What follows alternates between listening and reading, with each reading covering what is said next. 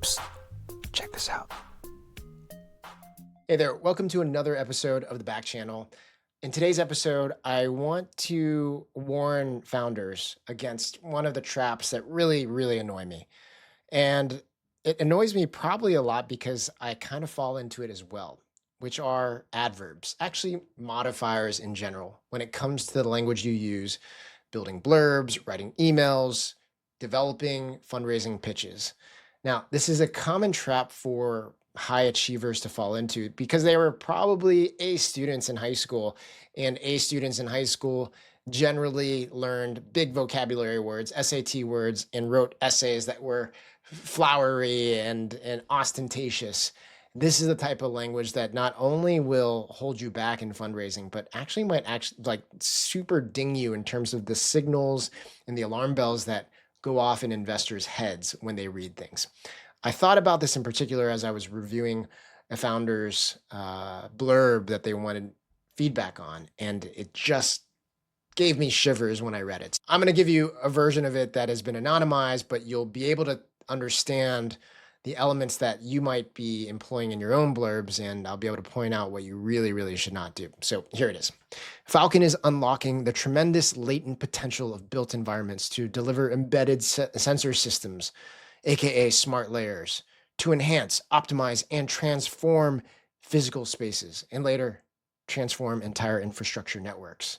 Falcon's precisely engineered smart layers are shelf-stable and are designed to deliver highly efficacious performance improvements across the commercial, industrial, and infrastructure sectors.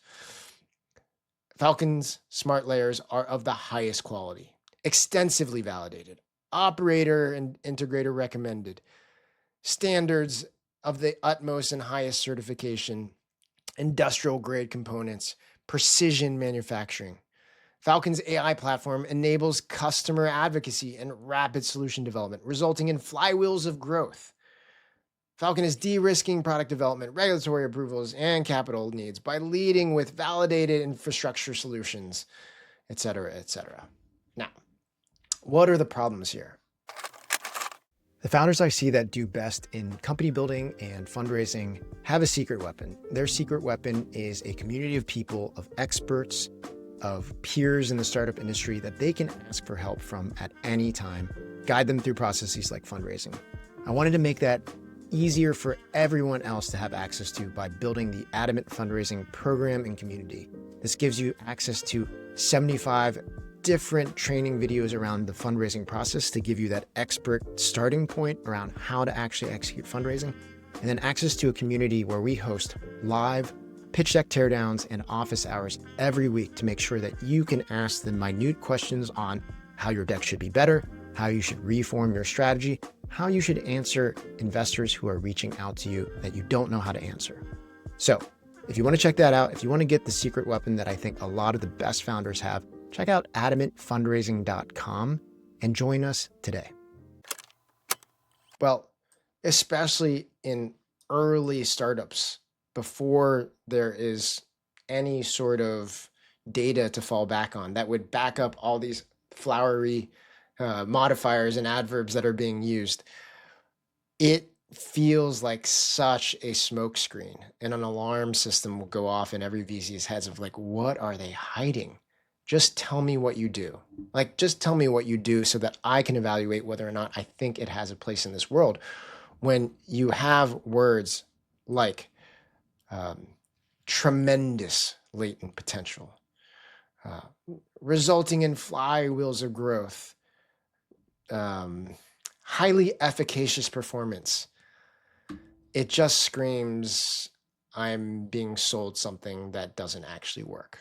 So if I were to rewrite this, essentially I would go back and just take out every adverb and see if we can communicate something that is interesting, stimulates curiosity, and has the reader want to learn more, as opposed to being influenced by adjectives that don't have, no stake to the sizzle, is what people would say.